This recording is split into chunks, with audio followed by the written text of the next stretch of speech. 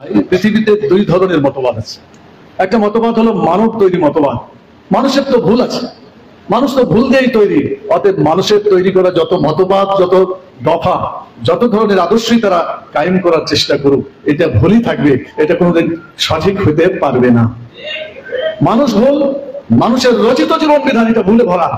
অতএব মানব রচিত কোন জীবন বিধান দেশে সমাজে চালু কোন মুসলমান সহ্য করতে পারবে না। এটার নাম হচ্ছে ঈমান। ঈমান বাংলাদেশ জামাত ইসলামী ফিরিয়ে আনার জন্য শুরু থেকে জনশক্তিকে কোরআন হাদিস পড়ার জন্য, রাসূলের সিরাত পড়ার জন্য উদ্বুদ্ধ করে আসে। যারা ইসলামকে জঙ্গিবাদ বলে চালিয়ে দেওয়ার চেষ্টা করেছে, আমার মনে পড়ে গাজীপুর জেলখানায় আমাকে দেখা করার জন্য তাদের ভিআইপি রুমে নিয়ে যেয়ে দেখা করাইল। দেখি যে বেশ 10-12টা বস্তা ভর্তি। আমি ওদেরকে বললাম যে এখানে কি রাখছো তোমরা এতগুলো বস্তা? তো বলছে যে সব জঙ্গি কিতাব। তা আমি জিজ্ঞেস করলাম জঙ্গি কিতাব মানে কি কিতাব এটা? তাহলে খোলো তো দেখি কি আছে ভিতরে। খুলে দেখি তাফিবুল কোরআনকে বস্তাবন্দি করে এসে জঙ্গি কিতাব হিসেবে চালিয়ে দেওয়ার চেষ্টা করছে। যে সরকার কোরআন মাজিদকে জঙ্গি কিতাব বলে, সেই সরকারের কপালে জাহান্নামের আগুন দাও দাও করে চলবে, কোনো স্বপ্ন না। সুদ যদি বন্ধ হয়, সুদের অত্যাচার থেকে খালি মুসলমানরা বাঁচবে না, অমুসলিমরা বাঁচবে, তারাও বাঁচবে। ঘুষ যদি বন্ধ হয়ে যায়, এই ঘুষের অত্যাচার থেকে দল মত জাতি ধর্ম নির্বিশেষে সকলে উপকৃত হবে।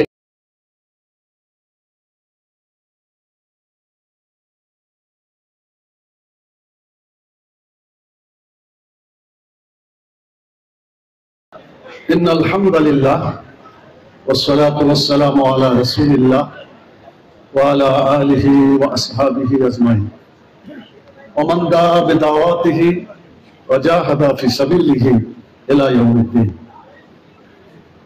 বাংলাদেশ জামাত ইসলামী ঢাকা মহানগরী উত্তর শাখা কর্তৃক আয়োজিত সিরাত প্রতিযোগিতায় পুরস্কার বিতরণী অনুষ্ঠানে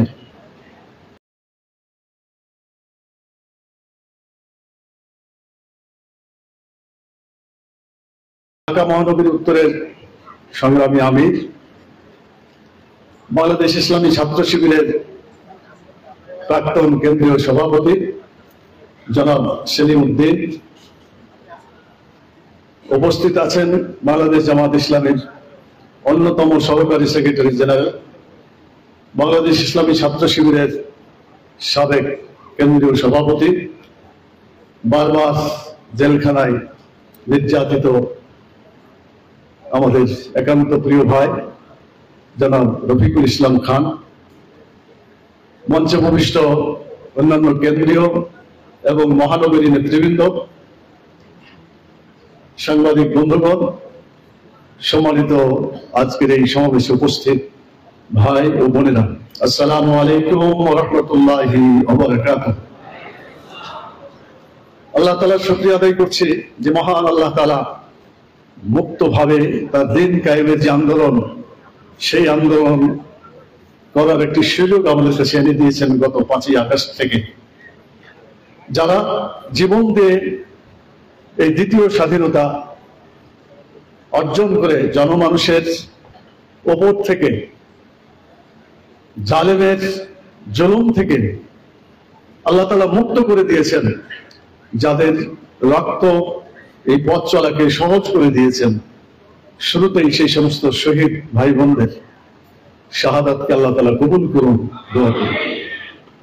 অসংখ্য আহত হাসপাতালের বেডে, কোথাও কোথাও বাড়িতেই অগোচরে শুয়ে যন্ত্রণায় ছটফট করছে। মহান আল্লাহর কাছে আমরা দোয়া করি আল্লাহ তাআলা এই সমস্ত আহত ভাই বোনদের আল্লাহ তাআলা যেন দ্রুত সুস্থ করে দিয়ে আবার এই সংগ্রামী ময়দানে তাদেরকে আল্লাহ যেন ফিরিয়ে দেন। সম্মানিত ভাই এবং বোনেরা, রাসূল সাল্লাল্লাহু আলাইহি সাল্লামের সিরাত একটা ঐতিহাসিক পদচারণা এবং যাত্রা বাংলাদেশ জামাত ইসলামী শুরু থেকেই চালিয়ে যাচ্ছে। রাসূল সাল্লাল্লাহু আলাইহি সাল্লাম তিনি আমাদের জন্য মডেল, তিনি আদর্শ। ব্যক্তি জীবনে, পরিবার জীবনে, সমাজ জীবনে, রাষ্ট্রীয় জীবনে, আন্তর্জাতিক জীবনে যিনি আমাদের মডেল, মুহাম্মদ রাসূলুল্লাহ সাল্লাল্লাহু আলাইহি সাল্লামের জীবনীকে তার জীবনের চড়াই উতরায় বিভিন্ন পর্যায়ে যে সমস্ত ঘটনা সংঘটিত হয়েছে সেগুলোকে তুলে ধরার জন্য ঢাকা মহানগরী উত্তর যে একটা মহৎ উদ্যোগ নিয়েছেন, আমি মহানগরী নেতৃবৃন্দকে অভিনন্দন জানাই। আমি জানতে পারলাম এই অনুষ্ঠানে যে বিষয়ে প্রতিযোগিতা করার জন্য তারা উদ্যোগ নিয়েছেন, 20,000 পার্টিসিপেন্ট এখানে অংশগ্রহণ করছেন। আলহামদুলিল্লাহ। বাংলাদেশে সকল জায়গায় যদি সকল শিক্ষা প্রতিষ্ঠানে মুহাম্মদ রাসূলুল্লাহ সাল্লাল্লাহু আলাইহি ওয়াসাল্লামের জীবনীগুলি এভাবে আলোচনা হতে থাকে, তাহলে আমার বিশ্বাস এই বাংলাদেশে যত জুলুম, অত্যাচার, নির্যাতন এগুলা দূর করার জন্য মুহাম্মদ রাসূলুল্লাহ সাল্লাল্লাহু আলাইহি ওয়াসাল্লামের জীবনীকে জনগণ গ্রহণ করবে। বাতিল মানব তৈরি মতবাদকে উৎখাত করে রাসূল সাল্লাল্লাহু আলাইহি ওয়াসাল্লামের জীবন ব্যবস্থা তথা আল্লাহর দ্বীনকে বিজয়ী করার যে প্রচেষ্টা, ইসলামী রাষ্ট্র প্রতিষ্ঠার যে চেষ্টা, এটা সফল হবে ইনশাআল্লাহ। আমি শুরুতেই বলতে চাই, মুহাম্মদ রাসূলুল্লাহ সাল্লাল্লাহু আলাইহি ওয়াসাল্লাম তিনি আমাদের আদর্শ নেতা। উনি কি শুধু ব্যক্তি জীবনে আদর্শ? উনি কি শুধু পারিবারিক জীবনে আদর্শ? উনি কি শুধু সামাজিক জীবনে আদর্শ? উনি সব জীবনে, রাষ্ট্রীয় জীবনেও আদর্শ। আমাদের বাংলাদেশে তথাকথিত কিছু গোষ্ঠী, কিছু দল মুহাম্মদ রাসূলুল্লাহ সাল্লাল্লাহু আলাইহি ওয়াসাল্লামের জীবনকে বিভক্ত করে ফেলছে। তারা রাসূল সাল্লাল্লাহু আলাইহি ওয়াসাল্লামের ব্যক্তিগত জীবনের ইবাদত বন্দেগী দিতে চায়, কিন্তু সমাজ এবং রাষ্ট্রে যে পরিবর্তন তিনি এনেছিলেন, রাষ্ট্রীয় জীবনে, সামাজিক জীবনে রাসূল সাল্লাল্লাহু আলাইহি ওয়াসাল্লামের দেখিয়ে দেওয়া যে পদ্ধতি, সেটা তারা গ্রহণ করতে চায় না। আমি সংক্ষেপে বলতে চাই, পৃথিবীতে দুই ধরনের মতবাদ আছে। একটা মতবাদ হলো মানব তৈরি মতবাদ। মানুষের তো ভুল আছে, মানুষ তো ভুল দিয়েই তৈরি। অতএব মানুষের তৈরি করা যত মতবাদ, যত দফা, যত ধরনের আদর্শই তারা কায়েম করার চেষ্টা করুক, এটা ভুলই থাকবে, এটা কোনোদিন সঠিক হতে পারবে না। মানুষ ভুল, মানুষের রচিত জীবন বিধান এটা ভুলে ভরা। অতএব মানব রচিত কোন জীবন বিধান দেশে সমাজে চালু কোন মুসলমান সহ্য করতে পারবে না। এটার নাম হচ্ছে ঈমান। এই ঈমান বাংলাদেশ জামাত ইসলামী ফিরিয়ে আনার জন্য শুরু থেকে জনশক্তিকে কোরআন হাদিস পড়ার জন্য, রাসূলের সিরাত পড়ার জন্য উদ্বুদ্ধ করে আসে। আর একটা বিধান যেটি ওহীর বিধান, আল্লাহ তাআলার পক্ষ থেকে শুরু থেকেই হযরত আদম আলাইহিস সালাম থেকে শুরু করে শেষ নবী হযরত মুহাম্মদ রাসূলুল্লাহ সাল্লাল্লাহু আলাইহি ওয়াসাল্লাম। আপনারা দয়া করে, মেহেরবানি করে আপনিও বলবেন, আপনার পরিবারকে শিখাবেন, ছেলেমেয়েগুলোকে শিখাবেন। রাসূল সাল্লাল্লাহু আলাইহি ওয়াসাল্লামের নাম যদি উচ্চারিত হয়, তাহলে সাল্লাল্লাহু আলাইহি ওয়াসাল্লাম মিনিমাম এই কথাটুকু যদি কেউ উচ্চারণ করে, আল্লাহ তাআলা 10টি রহমত সে লাভ করবে। অতএব আজকে থেকে আমাদের পরিবারের সকল সদস্য, আমাদের বন্ধু বান্ধব যাকেই দেখবে যে এটা তার আমল হচ্ছে কিনা, এই চেষ্টাটা আমাদের করতে হবে। এটা কি পারবেন আপনারা ইনশাআল্লাহ? তাহলে একটা বিরাট নিয়ামত হবে। যদি না করে থাকে, আপনি শিখিয়ে দিয়ে যান। আপনি কবরে যাবেন, আপনার শিখানো পদ্ধতিতে আপনার ছেলেমেয়েরা, আপনার বন্ধু বান্ধবরা যদি রাসূল সাল্লাল্লাহু আলাইহি ওয়াসাল্লাম নাম শোনার সাথে সাথে সাল্লাল্লাহু আলাইহি ওয়াসাল্লাম পড়েন, তাহলে তারা তো নেকি পাবেই। আপনি যে শিখিয়ে দিয়ে গেলেন, এই সাথে জানি আপনি কবরে বসেও পেতে থাকবেন, আপনার আমলনামায় যোগ হয়ে যাবে ইনশাআল্লাহ। তো মুহাম্মদ রাসূলুল্লাহ সাল্লাল্লাহু আলাইহি ওয়াসাল্লাম যে জীবন বিধান কায়েম করে গেছেন, সেটা ওহীর জীবন বিধান, আল্লাহ তাআলার পক্ষ থেকে নাজিলকৃত জীবন বিধান। বলেন তো, আল্লাহ কি কোনো আল্লাহু আহাদ, আল্লাহুস সামাদ, আল্লাহর কোনো ভুল নাই? আল্লাহ প্রদত্ত যে জীবন বিধান, সেই জীবন বিধান কি ভুল হতে পারে? কপাল পোড়া বাংলাদেশ আজ পর্যন্ত যত সরকার বিদায় হয়েছে, অনেক আদর্শ তারা ধারণ করেছে, লালন করেছে, আন্দোলন করেছে, কিন্তু রাসূল সাল্লাল্লাহু আলাইহি ওয়াসাল্লামের আদর্শ দিয়ে রাষ্ট্র ব্যবস্থা পরিচালনা করার তাদের কপালে জুটে নাই। কপাল পোড়া দেশ, কপাল পোড়া দেশের জনগণ, যার কারণে আজ পর্যন্ত মুহাম্মদ রাসূলুল্লাহ সাল্লাল্লাহু আলাইহি ওয়াসাল্লামকে আমরা মসজিদের মধ্যে সীমাবদ্ধ করে রেখেছি, আমরা মাদ্রাসার মধ্যে সীমাবদ্ধ করেছি, কিছু অনুষ্ঠানে জালসা জলুস বা কোনো মাহফিল মিলাদ, এখানেই রাসূল সাল্লাল্লাহু আলাইহি ওয়াসাল্লামকে সীমাবদ্ধ করে রেখেছি। ওনাকে টেনে সমাজে বা রাষ্ট্রে তার আইন গেলা চলুক, এই কাজটা আমরা করি নাই। এটা সবচেয়ে বড় ভুল জাতির জন্য। বাংলাদেশের জাতির সাথে বিশ্বাসঘাতকতা করেছে যে সমস্ত সরকার নিজের ইচ্ছা মতো দেশ পরিচালনা করেছে, অথবা মানব রচিত মতবাদ বাংলাদেশ সরকার যে সময় তারা এটা চালু করুক না কেন, বাংলাদেশের জনগণের কপালে আগুন লাগিয়ে দিয়ে গেছে। সেই আগুনে জ্বলা পড়ে বাংলাদেশের 18 কোটি মানুষ এখন পর্যন্ত জ্বালাও করে চলছে সেই আগুন। আপনার কি সেই আগুন মিটাতে চান? রাসূল সাল্লাল্লাহু আলাইহি ওয়াসাল্লামের জীবন বিধানকে যদি আমরা একেবারে ব্যক্তি থেকে রাষ্ট্র পর্যন্ত আবার ফিরিয়ে আনতে পারি, যেভাবে মুহাম্মদ রাসূলুল্লাহ সাল্লাল্লাহু আলাইহি ওয়াসাল্লাম মদিনার ইসলামী রাষ্ট্রে করেছিলেন, আবার আমাদের কপাল আবার সুন্দর হবে, আবার শান্তির সমাজ প্রতিষ্ঠিত হবে। কপাল পোড়া সরকারগুলো ইসলামের নাম দিয়েছে জঙ্গিবাদ। অতীত সরকারগুলো জঙ্গি নাম দিয়ে ইসলামকে দূরে রাখার চেষ্টা করেছে। ইসলাম জঙ্গি নয়, ইসলামের নাম জঙ্গির সাথে মিলে না। বরং আল্লাহ তাআলা বলেছেন, যে সমাজে ইসলাম কায়েম হবে সেখানে কোনো অশান্তি থাকবে না, আর যেখানে আল্লাহর আইন চালু হবে না সেখানে অশান্তি, দাঙ্গা, হাঙ্গামা, জঙ্গিবাদ সবকিছুই চালু থাকবে। আমরা এটা বলতে পারি, ইসলাম আছে যেখানে সেখানে শান্তি আছে, আর যেখানে ইসলাম নাই সেখানে অশান্তি আছে। আর জঙ্গিবাদ ও অশান্তিরই একটা রূপ। যারা ইসলামকে জঙ্গিবাদ বলে চালিয়ে দেওয়ার চেষ্টা করেছে, আমার মনে পড়ে গাজীপুর জেলখানায় আমাকে দেখা করার জন্য তাদের ভিআইপি রুমে নিয়ে যেয়ে দেখা করাইলো। দেখি যে বেশ 10-12টা বস্তা ভর্তি। আমি ওদেরকে বললাম যে এখানে কি রাখছো তোমরা এতগুলো বস্তা? তো বলছে এটা সব জঙ্গি কিতাব। তা আমি জিজ্ঞেস করলাম, জঙ্গি কিতাব মানে কি কিতাব এটা? আমি খুলে তো দেখি কি আছে ভিতরে। খুলে দেখি তাফিমুল কোরআনকে বস্তাবন্দি করে এসে জঙ্গি কিতাব হিসেবে চালিয়ে দেওয়ার চেষ্টা করছে। যে সরকার কোরআন মাজিদকে জঙ্গি কিতাব বলে, সেই সরকারের কপালে জাহান্নামের আগুন দাউ দাউ করে জ্বলবে, কোনো সন্দেহ নাই।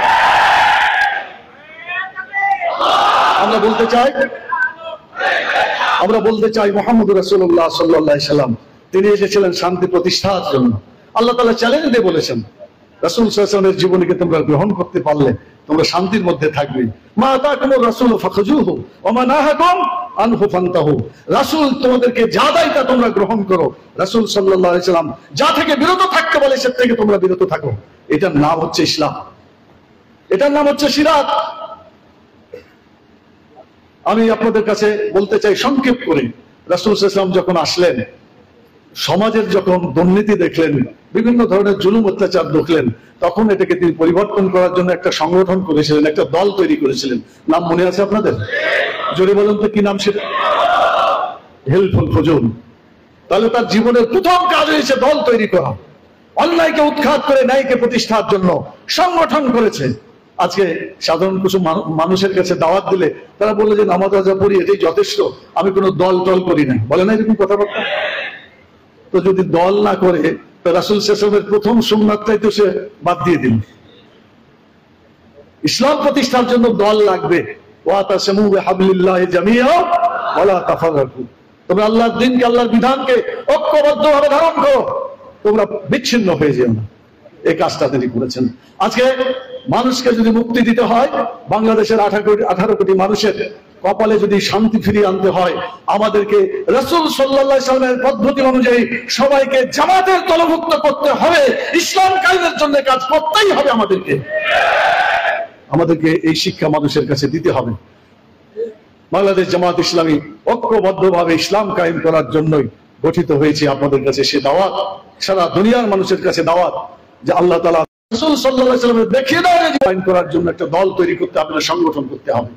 আপনারা সবাই দলের অধিভুক্ত আছেন, আপনারা যদি একটা করেও একটা ইউনিট করতে পারেন তাহলে কি একটা সংগঠনের হক আদায় হয় না? আপনারা কি চেষ্টা করবেন ইনশাআল্লাহ? একটা বিল্ডিং এর মধ্যে 10 তলা বিল্ডিং, প্রতি ফ্লোরে যদি 3টে করে ফ্ল্যাট থাকে কতটি হলো? 5টা বা 10টা করে লোক থাকে কতজন হলো? তাহলে এখানে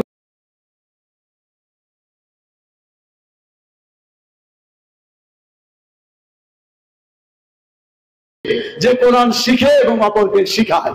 আমাদের স্লোগান হতে হবে, আমরা কোরআন শিখবো, আমরা কোরআন শিখাবো।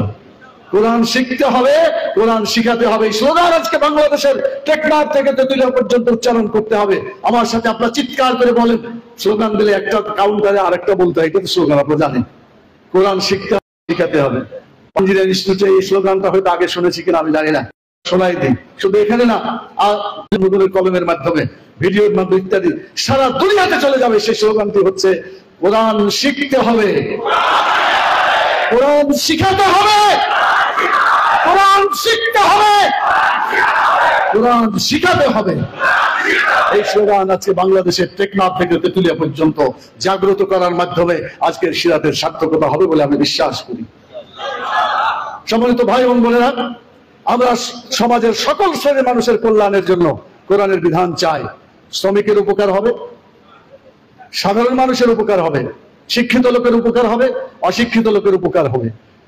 যারা আল্লাহর পথে আছে তারাও উপকৃত হবে, যারা আল্লাহর পথে নাই, অমুসলিম, তারাও কিন্তু উপকৃত হবে, হবে না? আচ্ছা, আমি একটু উদাহরণ দিই। সুদ যদি বন্ধ হয়, সুদের অত্যাচার থেকে খালি মুসলমানরা বাঁচবে না, অমুসলিমরা বাঁচবে, তারাও বাঁচবে। ঘুষ যদি বন্ধ হয়ে যায়, এই ঘুষের অত্যাচার থেকে দল মত জাতি ধর্ম নির্বিশেষে সকলে উপকৃত হবে, ঠিক কিনা বলেন? ঘুষ বন্ধ করতে হবে। ঘুষের জ্বালায় আজকে সমাজ অতিষ্ঠ হয়ে গেছে। আজকে মনে পড়ে আমাদের শাহ হাবিবুর রহমান, আমাদের রফিকুল ইসলাম খান ভাই ভালো চিনতেন, ওখানে আন্দোলন করেছেন, উনি চলে গেছেন, আল্লাহ তাকে জান্নাতবাসী করুন। তিনি বলতেন যে তোমাদের কাছে যদি কেউ ঘুষ চায়, সোজা ঘুষি মারে দিবা, ঘুষের জবাব হচ্ছে ঘুষি দিয়ে তাকে প্রতারিত করা, কারণ ঘুষের পক্ষে কোনো আইন নাই, অতএব ঘুষের জবাব ঘুষি দিয়েই তোমরা প্রতিশোধ নিবা। আমি আপনাদেরকে নিজ হাতে আইন তুলতে বলবো না, আমি বলবো ঘুষ বাংলাদেশ থেকে চিরতরে বন্ধ করার জন্য এমন একটা সরকার দরকার হবে যারা ঘুষকে বন্ধ করতে পারবে। আর এই ঘুষ বন্ধ তখনই হবে যখন কোরআন সুন্নাহর আইন দেশে চালু হবে।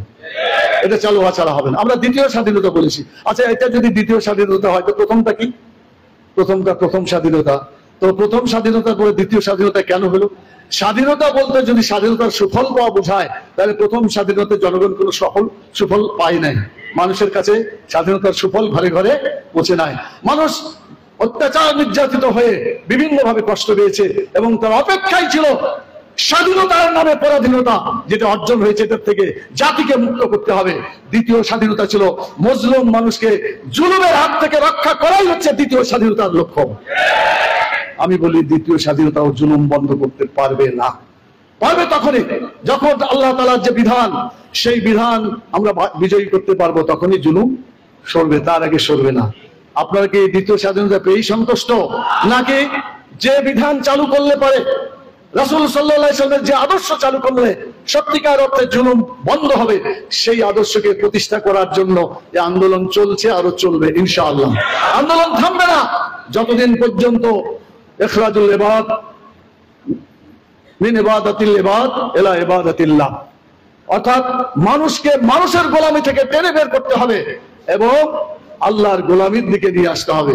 যেদিন মানুষ মানুষের গোলামি থেকে মুক্ত হতে পারবে, আল্লাহর গোলাম হতে পারবে, সেদিন এই পূর্ণভাবে সফলতা আমাদের আসবে ইনশাআল্লাহ। সেদিন বৈষম্য থাকবে না, সেদিন মানুষের উপর জুলুম অত্যাচার হবে না। সেই জন্য রাসূল সাল্লাল্লাহু আলাইহি সাল্লামের পদ্ধতি মাফিক রাষ্ট্র পরিচালনার জন্য এখন থেকে আপনারা কাজ করবেন, আমি কি আশা করতে পারি ইনশাআল্লাহ? মাল দিবেন, জান দিবেন। অনেকে স্লোগান দেয় জিহাদ করো জান মাল দিয়ে, তো আপনি আগেই জান দিলে পারে, আর কি মাল দেওয়ার চান্স থাকলো? কি করতে হবে? আগে কি দিতে হবে?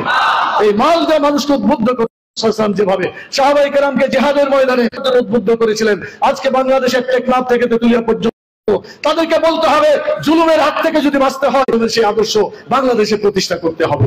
সেই আন্দোলন এবং সংগ্রামের আমি আহ্বান জানিয়ে কথা সংক্ষিপ্ত করতে চাই, কারণ আপনাদের কাজ আছে, আর এই পুরস্কার বিতরণের কাজের পরে আবার মাগরিবের নামাজও আছে। সেই জন্য আমি কনক্লুশনে যে কথা বলে বিদায় হতে চাই। মনে রাখবেন দুটো ফর্মুলা, একটা হলো দুনিয়াতে কষ্ট আখেরাতে লাভ। বলেন তো ফর্মুলাটা কি বললাম? দুনিয়াতে কষ্ট আখেরাতে লাভ। আল্লাহ রাসূলের হাদিসও আছে, মান আজাররা দুনিয়া ফায়ানফাউল আখিরা আও কামা ক্বালা রাসূলুল্লাহ সাল্লাল্লাহু আলাইহি ওয়াসাল্লাম। দুনিয়াতে যারা কষ্ট করবে আখিরাতে তারা লাভবান হয়ে যাবে। ভাইস ভার্সা সেটা আরেকটা হাদিস আছে। তো আমরা যদি আমাদের জীবনে কষ্ট পেতে হয়, যত কষ্ট আপনারা করেছেন, জেল খেটেছেন, বাড়িতে শুয়ে থাকতে পারেন নাই, জালেমের অত্যাচারের কারণে বহু পুরুষ মহিলা ছাত্র ছাত্রীরা বিভিন্নভাবে কষ্ট পেয়েছে, আমরা এই কষ্টকে মোটেই কষ্ট মনে করি না। যদি আল্লাহর আইন এখানে বিজয় হয়, আল্লাহ রাসূলের আদর্শ প্রতিষ্ঠা হয়, সকলের দুঃখ জ্বালা যন্ত্রণা সব মিটে যাবে, শান্তিতে বাংলাদেশ ভরপুর হয়ে যাবে ইনশাআল্লাহ। সেজন্য আগামী দিনে আসুন ঐক্যবদ্ধভাবে আমরা যতই কষ্ট হোক না কেন ইসলামী আন্দোলনকে বিজয়ের দ্বার প্রান্তে নিয়ে যাবই যাব ইনশাআল্লাহ। এই শপথ আমাদের নিতে হবে। আরেকটা ফর্মুলা আছে, স্বাভাবিকভাবে মরলে পরে কষ্ট হয়, বলছে পিঁপড়াতে কামড়ের মতো কষ্ট হয়। তাহলে কি খুব বেশি কষ্ট হয়? এখন বলেন আল্লাহ তাআলা বিনা হিসাবে আমাদেরকে জান্নাতে প্রবেশ করিয়ে দেবেন। আমরা শহীদের তামান্না নিয়ে, শাহাদাতের তামান্না নিয়ে আন্দোলন চলছে, আরো চলবে, আরো জোরদার চলবে ইনশাআল্লাহ। আজকের এই সিরাত মাহফিলে যারা আয়োজন করেছেন, যারা অংশগ্রহণ করেছেন এবং আজকে যারা শুনতে এসেছেন সবারই প্রতি অসংখ্য ধন্যবাদ জানিয়ে বাংলাদেশে এই ভূখণ্ডে কোরআনের আইন, রাসূলের আদর্শ, রাসূলের সিরাত প্রতিষ্ঠা করার আহ্বান জানিয়ে আপনাদেরকে অসংখ্য ধন্যবাদ জানিয়ে আমার সংক্ষিপ্ত কথা এখানে শেষ করছি। আল্লাহ যদি বাঁচিয়ে রাখেন আবার দেখা হবে। হয় আল্লাহর কাছে দোয়া করি, আল্লাহ তাআলা আমাদের সকল ফেরদৌসে একসাথে থাকার ব্যবস্থা তুমি করে দিও রব্বুল আলামিন। ربنا تقبل منا انك انت السميع العليم وتب علينا انك انت التواب الرحيم سبحان ربك رب العزة عما يصفون وسلام على المرسلين والحمد لله رب العالمين سبحانك اللهم وبحمدك اشهد ان لا اله الا انت استغفرك واتوب اليك السلام عليكم ورحمة الله